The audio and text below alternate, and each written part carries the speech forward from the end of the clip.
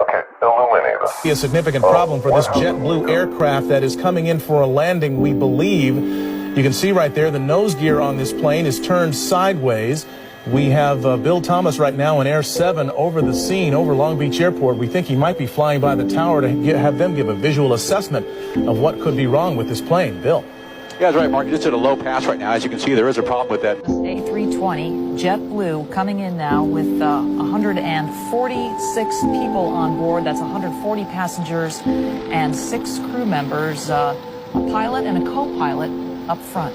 All right, we are watching it now, and it's coming in low and presumably slow now. It's probably crossing the 405 and approaching Sepulveda Boulevard and ultimately the airport. That's runway 25 left. That was the 405 freeway right there. We're getting close.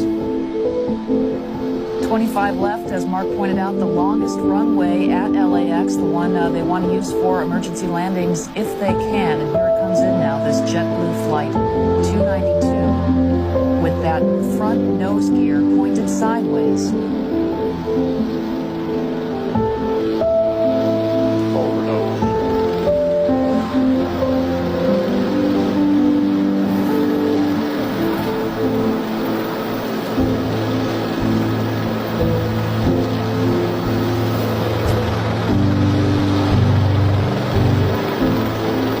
Of smoke, but so far it's still intact.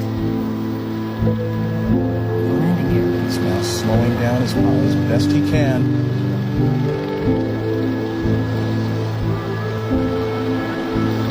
End of the runway.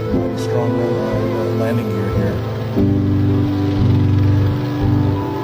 That's the tires burning out there.